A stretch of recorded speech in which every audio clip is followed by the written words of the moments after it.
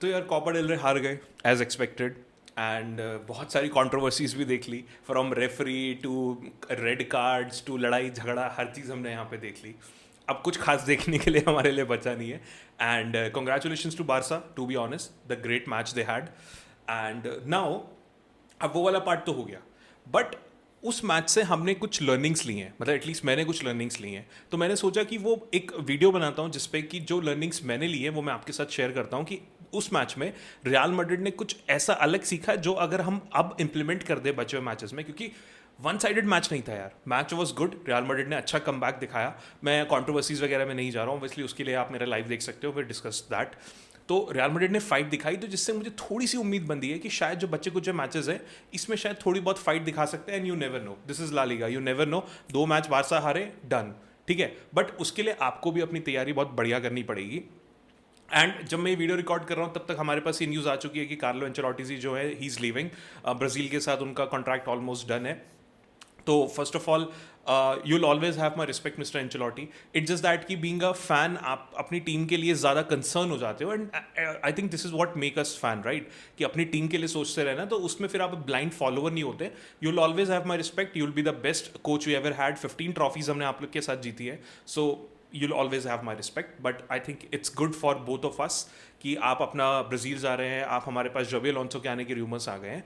But अगर जबी Alonso भी आ जाते हैं तो उनको भी कुछ लर्निंग्स यहाँ से लेनी पड़ेगी. तो जो ये लर्निंग्स मैं आपको आज बताने वाला हूँ, मुझे पर्सनली ऐसा लगता है कि हमारे नेक्स्ट सीजन की जो प्लानिंग है उसमें भी हेल्प करेगी, हमारे बचे हुए मैचेस में भी हेल्प करेगी. ठीक है, ओके.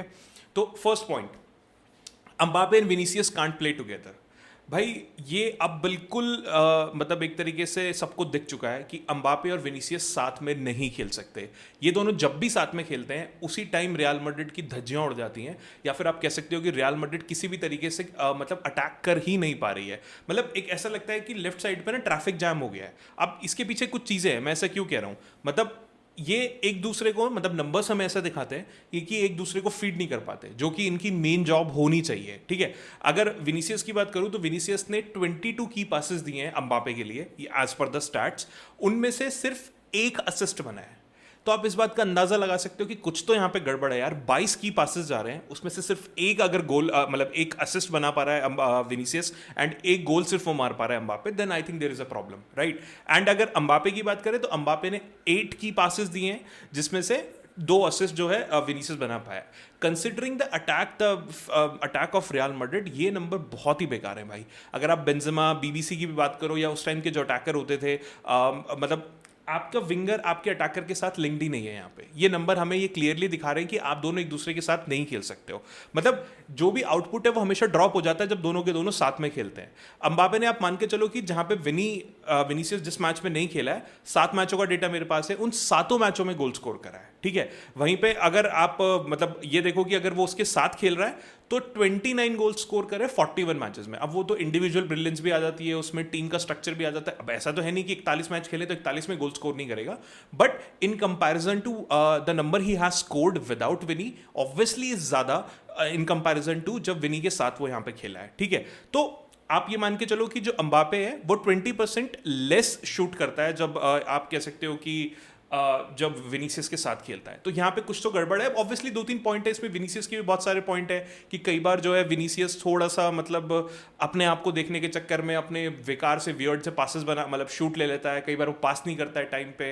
तो दोनों की प्रॉब्लम है. मैं ये नहीं कह रहा कि विनीसियस की ही सारी प्रॉब्लम है. ऑब्वियसली एम्बापे भी कई बार ऐसा है कि बड़ी वियर्ड सी रन बनाता है, कई बार शायद विनीसियस यहाँ पे ओपन होता है बट पास नहीं दे पाता. ठीक है, तो the first learning we have which is evident, जो जबी अलोंसो को यहाँ पे देखनी पड़ेगी, Vinicius and Mbappe can't play together. ठीक है, अब आते हैं सेकंड पॉइंट पे. सेकंड पॉइंट है give Arda Guler more minutes now. भाई हम सब ने ये चीज देख ली कि आर्दा ग्यूलर जैसी पिच पे आया उसने पूरा मैच बदल दिया. आप वो चाहे कॉर्नर वाला असिस्ट देख लो जिसपे चौमनी ने गोल मारा, and even not just that match, उससे पहले भी कई सारे मैचेस हैं. और ये एविडेंट हो चुका है कि आर्दा ग्यूलर आपकी, शायद मुझे पर्सनली ऐसा लगता है, जो क्रूज वाली प्रॉब्लम है वो सॉल्व कर सकता है. बट अनफॉर्चुनेटली एंचेलोटी जी ने वो उसकी तरफ कभी ध्यान ही नहीं दिया. मतलब आप ये सोचो कि 55th मिनट पे सब हुआ, 7.2 की रेटिंग थी उसकी, जो सोफा स्कोर की रेटिंग थी 7.2 की रेटिंग थी. जितने भी सब्स्टिट्यूट्स थे उनमें सबसे बेस्ट रेटिंग थी. ठीक है, मतलब आप जो हमारा जो 2-1 करवाया उसमें आर्दा ग्यूलर का रोल था. उसके अलावा मतलब आप मानो कि जो रियल सोसिएडाड के साथ सेमीफाइनल था उसमें भी 106 मिनट में उसने एंटर किया था एज अ सब्स्टिट्यूट, एंड उसके बाद जो एक्स्ट्रा टाइम में जो रूडिगर ने गोल मारा था वो भी क्या कहते हैं आर्दा गुलर ने प्रोवाइड करा था, ठीक है। उसके अलावा मतलब अगर आप इस सबको मिला लो तो पूरे सीजन में 3 गोल एंड 7 असिस्ट हो गए हैं, सिर्फ 1165 मिनट्स मिले, बिल्कुल इनकंसिस्टेंट सीजन रहा है। पर आप स्टैट्स देखो, मतलब उसमें एक डायरेक्ट गोल इन्वॉल्वमेंट है उसकी हर 90 मिनट्स में। तो अगर आप इसको कन्वर्ट कर लो, अगर इतना टाइम आपको रेगुलर खेलने के लिए मिल जाए तो आप जस्ट अज्यूम करो कि किस टाइप का भाई जनरेशनल टैलेंट हमारे पास है। और ये मैं बोल बोल के थक गया हूं कि भाई आप एंड्रिक, आर्दा ग्यूलर, ब्राहीम डियाज, इन सबको आपको चांस देने चाहिए। ब्राहीम डियाज की बीच में फॉर्म बढ़िया थी, उसको चांस मिले, बट आर्दा ग्यूलर तो फॉर्म हमेशा आपको दिखाता है, स्टिल आपको चांस नहीं मिल रहा है। मतलब आप उसका सिर्फ जो टर्की के नेशनल टीम के मैच देख लो भाई, he is a different beast in Turkey. तो आप वहीं से वो यूज उसका यहाँ पे कर लो ना जो आपने सेकंड हाफ में किया, and eventually it paid of. उसने पूरे मैच में कुछ गलत नहीं करा, इवन उसके तो मतलब 2-3 चांसेस थे जो उसको अगर मिल जाते तो शायद वो शूट करता तो रियल मैड्रिड वो मैच जीत भी जाती, ठीक है। तो यहाँ पे ये चीज हमें दिखाता है कि ये जो स्टैट्स हैं ये दिखाते हैं कि Arda Guler now deserves more minute भाई। मतलब आप ये मानो कि क्रूज, अगर हम सिर्फ क्रूज की बात करते हैं तो क्रूज का के एस्पेक्ट में आपको एक एग्जांपल बताता हूं। जो गिटाफे वाला मैच था उसमें आर्दा ग्यूलर ने 77 में से 67 पासेस कंप्लीट करे, विच इज अप्रॉक्सीमेटली 87%, मतलब 78 मिनट्स में। एक 17-18 साल के लड़के के लिए इट्स इनफ। मैं ये नहीं बोलूंगा कि उसके 95% क्रूज की तरह हो गए, 87% इज अ डिसेंट नंबर, जिसमें कि 29 सक्सेसफुल पासेस जो है ऑपोजिशन हाफ में फाइनल थर्ड में उसने आके करे। यही तो क्रूज करता था भाई, आपके लिए बॉल डिस्ट्रीब्यूशन फाइनल थर्ड में करता था। तो यही तो आर्दा गुलर भी आपके लिए कर रहा है, तो फिर आप उसको क्रूज की तरह क्यों ट्रीट नहीं कर सकते हो यहाँ पे। एंड आप ये मानो कि ये जो नंबर्स हैं ये kind of a similar to Toni Kroos है कहीं ना कहीं। इसी तरीके की पासिंग तो टोनी क्रूज की रहती थी, ठीक है। तो मतलब मुझे पर्सनली ऐसा लगता है कि ये नंबर्स, ये स्टैट्स आपको ये सब चीज दिखाते हैं कि आपको जो एक डिस्ट्रीब्यूशन वाला प्लेयर चाहिए, जो आपको क्रिएटिव प्लेयर चाहिए, you have Arda Guler with you, but unfortunately you are not giving him chances now. अब आप बचे हुए 5 मैचेस में उसको एक एविडेंट रोल दो भाई। मुझे पर्सनली ऐसा लगता है कि आर्दा गुलर will do wonders for you, you have a generational talent with you, ठीक है। अब आते हैं पॉइंट नंबर 3 पे, जो किसी से छुपा हुआ नहीं है। आई थिंक हम सब इसके बारे में बात कर चुके हैं। The full back depth crisis is real. अब आपको ये चीज एक्सेप्ट कर लेनी पड़ेगी कि भाई आप जब भी लुकास वास्केस को राइट पे खिलाते हो it will be a problem for you. And Copa del Rey की मैं क्योंकि बात कर रहा हूं, तो आपने जो मोंडी को भी खिलाया वो तो बिल्कुल वेस्ट ऑफ आपका टैलेंट, मतलब टाइम एंड अपॉर्चुनिटी रहा है। मैंने ये चीज अपने लाइफ में भी बोली थी, जो चीजें आपने सेकेंड हाफ में इंप्लीमेंट करी, अगर आप उसको फर्स्ट हाफ में इंप्लीमेंट करते there could be a possibility कि शायद 1-0 या 2-1 से आप उसी टाइम आगे होते। आपने 45 मिनट्स में बार्सिलोना को मौका दे दिया मैच किल करने का, ठीक है, और उन्होंने आपको पूरा भाई दिखा दिया। आपने एक फाइनल में यार आपने लुकास वास्केस और मोंडी जो अभी अभी इंजरी से वापस आया है, नॉट इवन फ्रैन गार्सिया, एक मेरा ऐसा मानना है, एक एक्सेप्ट दैट पास जो इनिशियली जिसकी वजह से पेड्री ने गोल मारा था जो यमाल की तरफ से आया था, apart from that Fran Garcia kept Lamine Yamal in pocket.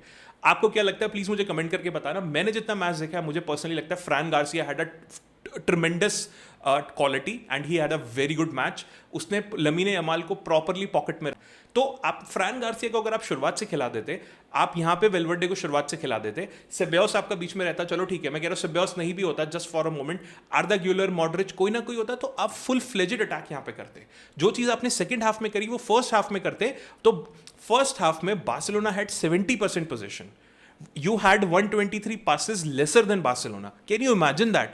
ये वही रियल मैड्रिड है जो काउंटर अटैक पे जो पोजीशन रख के जो 100 से ज्यादा गोल मारती थी, उसको 70% पोजीशन दूसरी टीम लेके बैठी हुई है। तो एंचेलोटी ने जो अब एंचेलोटी की सैकिंग जो हो रही है कहीं ना कहीं, उसका बहुत बड़ा रोल ये है कि जो फर्स्ट हाफ उन्होंने बेकार करा है ना, अगर आप शुरुआत से प्रेशर बनाते, शायद ये चेंजेस आप बाद में कर लेते। आप शायद वेलवर्डे को आगे मूव करके फिर शायद लुकास वास्केस को कहीं पे ले आते मैच को कंटेन करने के लिए। आप शायद एक और एक्स्ट्रा डिफेंडर शोमनी को भी शायद पीछे डिफेंसिव खिलवा लेते। But the problem is that कि आपने फर्स्ट हाफ में सारा मैच का कंट्रोल खत्म कर दिया। एंड ये बहुत ही एविडेंट है कि बार्सिलोना ने लुकास वास्केस की तरफ से बहुत ज्यादा, मतलब आप मानो कि रफीनिया ने इतना जबरदस्त वहां से अटैक बनाए, वो तो उसका दिन खराब था कि वो उसने कम से कम 2 से 3 शॉट तो इतने बेकार लिए, नहीं तो वो गोल हो जाते, राइट। तो अब ये चीज हमें यहां पे दिखने लग गई है। मतलब आप ये मानो कि जो टॉरेस वाला गोल था वो भी एक तरीके से वाइड ब्रेक गोल था, मतलब उसमें शायद आपके जो फुल बैक है वो ज्यादा अच्छा रोल अदा कर सकते थे। अब obviously I am not blaming anybody because वो पूरी टीम का ही कहीं ना कहीं फॉल्ट था उसमें। तो but the point is that कि now it's high time that you should have a world class full backs. Again I am in the favour of keeping Fran Garcia. मुझे पर्सनली अभी भी ऐसा लगता है कि फ्रैन गार्सिया, क्योंकि अब रिसेंटली रियल मैड्रिड के वो किर्किस जो बॉन्समथ के लेफ्ट बैक है उनके रूमर स्टार्ट हो गए हैं. आई एम नॉट श्योर कितने एविडेंट रूमर्स हैं. मुझे पर्सनली लगता है just a basic baseless rumour, नहीं ले रही होगी रियल मैड्रिड उसको. But फ्रैन Garcia is a very good, आप उसको प्लीज थोड़ा टाइम तो दो. एंड जबी अलोंसो कमिंग, मुझे पर्सनली लगता है कि अगर फ्रैन गार्सिया रुकता है तो he'll get the minutes and he'll show everybody. But rest you have Miguel Gutierrez का ऑप्शन. अगर आप लोगों को ऐसा लगता है कि नहीं मुझे इसको बेचना ही बेचना है, then you have Miguel Gutierrez. But on the right side, if Trent is coming, still I don't know. If Trent is coming, it's fine. If he's not, then please go for Pedro Porro. भाई any day you guys should go for Pedro Porro. He is a fantastic player in Tottenham Hotspur. ऊपर से Spanish international है भाई, national team के लिए भी आपको खेलने को मिलेगा. आपके पास कितने प्लेयर बचे हैं जो आपकी नेशनल टीम में खेल रहे हैं? पूरा बार्सिलोना डोमिनेटेड है स्पेनिश टीम. तो मुझे पर्सनली ऐसा लगता है if Trent is not coming, it's high time Mr Perez that you should invest on defenders and full backs कहीं ना कहीं. ठीक है, अब उसके बाद आते हैं fourth point and which is very important, structural clarity around Bellingham's role. ठीक है, अगर आपने कोपा डेल रे का फाइनल देखा हो तो शुरुआत में रियल मैड्रिड ने 3 मैन जो मिडफील्ड थी बार्सिलोना का, उसमें मतलब उसमें इसलिए स्ट्रगल करा क्योंकि जूड बेलिंगम आपका नंबर 10 से लेके सेकंड स्ट्राइकर, मतलब नंबर 10 एंड सेकंड स्ट्राइकर वाले रोल में बेचारा कंफ्यूज रह गया. आपके जो मिडफील्डर्स हैं वो आगे अकेले रह गए. बार्सिलोना की मिडफील्ड ने आपको ढंग से डोमिनेट करा क्योंकि इस कंफ्यूजन की वजह से, क्योंकि उसको रोल की क्लैरिटी नहीं कि मुझे करना क्या है, इसकी वजह से आपके जो वेल्वर्डे एंड चुआमेनी जो हैं वो आउटनंबर्ड हो गए. बार्सिलोना की जो पेड्री और इन सब की जो मिडफील्ड थी, बहुत ही फ्रैंकी डियोंग, इन सब की भयंकर मिडफील्ड के आगे ये दोनों आउट नंबर रह गए. एंड इसका फायदा कुछ अटैक में भी बहुत ज्यादा नहीं हुआ क्योंकि 70% पोजीशन. अगर आप ये बोल देते कि इसका फायदा ये है कि रियल मैड्रिड ने गोल मार दी तो मैं मान लेता, चलो ठीक है यार थोड़ा मिडफील्ड में प्रॉब्लम हुआ, but eventually we won. Bellingham scored. नहीं, उसको वहां पे भी क्लैरिटी नहीं मिली. वहां पे आपका अटैक ही नहीं बन पा रहा है, आपके पास पोजीशन ही नहीं है. तो ये जो प्रॉब्लम यहां पे हुई है, और मतलब अब आप उसके बाद देखो सेकंड हाफ में जब एकदम ट्रू स्विच हुआ, जब मॉडरिच, आर्दा गिलर ये सब वापस आ गए, तो जो डबल पिवट बना उसकी वजह से जो वर्टिकली पासिंग जो मैंने अपनी पिछली वीडियो में कवर करा था, उसके बाद बेलिंगम को एक क्लैरिटी मिली. उसके बाद जो डबल पिवट का रोल मिला, तो आपने देखा होगा रियल मैड्रिड ने सेकंड हाफ में किस हद तक डोमिनेट किया. बट अगेन जो बेलिंगम है वो अपना इन्फ्लुएंस नहीं दिखा पाया. और मैं अभी भी ये चीज़ कह रहा हूँ, लोगों को लग रहा है कि बेलिंगम ऑफ फॉर्म है, जो उसने फर्स्ट सीजन दिखाया था. Bellingham is still the same. The problem is with the tactic कि आपको पता ही नहीं कि आप उसको नंबर 10 खिलाना है, या आपको उसको हाइब्रिड मिडफील्डर खिलाना है, या आपको उसको शैडो स्ट्राइकर खिलाना है. What do you want him to play? And ये बहुत ही एविडेंट था. फर्स्ट हाफ आप देख लेना एल क्लासिको का, और आप सेकंड हाफ देख लेना, जैसे ही डबल पिवट बना Bellingham was there and Bellingham was coming there and vertical passes and everything was going fantastic there. तो जिसकी वजह से Bellingham was able to influence more. अगर आपने देखा हो, बहुत ही fantastic performance Copa del Rey में जो है बेलिंगम की रही, एंड सेकंड हाफ में बहुत अच्छी रही. टैकल, इंटरसेप्शन, की passes, obviously shots on target शायद नहीं ले पाया जहां तक मुझे ध्यान है, but he had a fantastic match considering की टैक्टिक्स बहुत ही फक्ड अप थी. तो it's high time, I think जबी अलोंसो एंड इवन हमको भी बचे हुए मैचेस में ये चीज़ देखनी पड़ेगी कि हमको बेलिंगम का रोल क्या रखना है.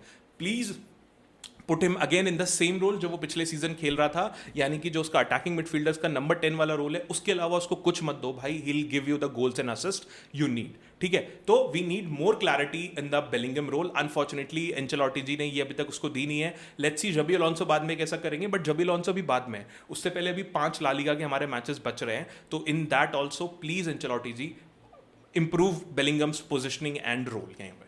ठीक है, अब आते हैं बहुत ही इंपॉर्टेंट पॉइंट, एंड मेरे हिसाब से आप सब लोग इस चीज से अग्री करोगे. Fifth point which is ruthless squad surgery. मतलब मैं क्या कह रहा हूं, आपको सिर्फ 6 प्लेयर रखने हैं, उसके अलावा फक ऑफ एवरीबॉडी.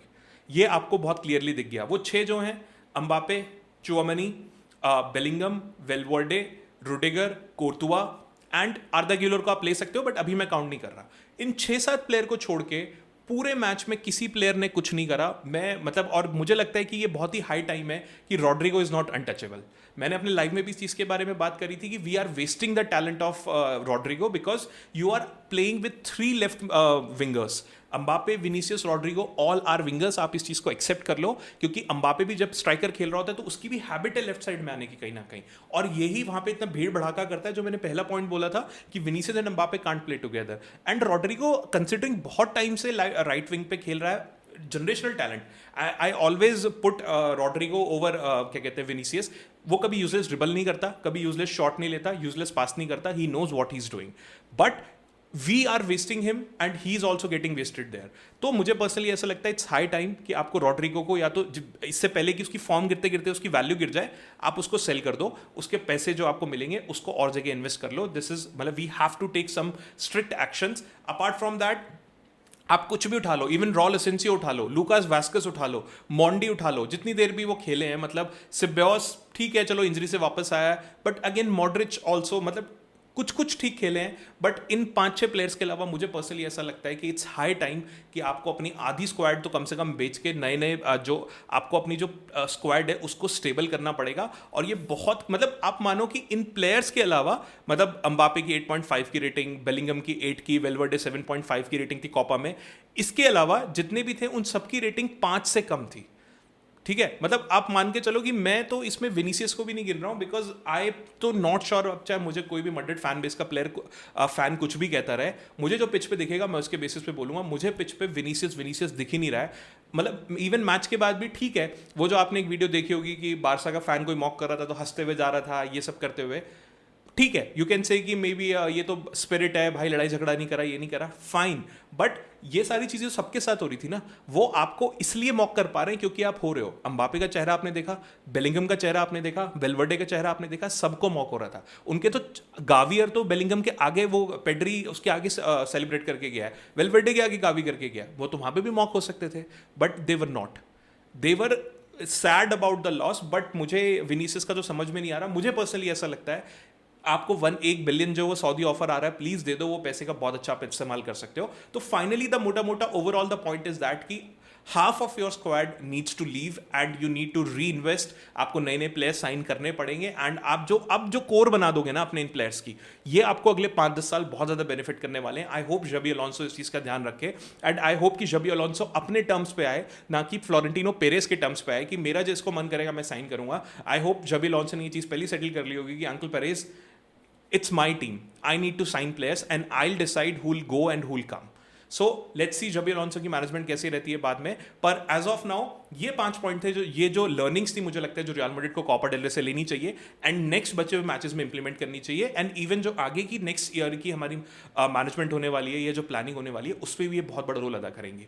प्लीज मुझे कमेंट करके जरूर बताइएगा आपको क्या लगता है इसमें से सबसे इंपॉर्टेंट पॉइंट कौन सा था, या फिर कोई पॉइंट अगर मैंने मिस कर दिया तो please just kindly let me know in the comments. अगर वीडियो अच्छी लगी हो तो please share with your fellow friends and subscribe to the football Chowki. Thank you.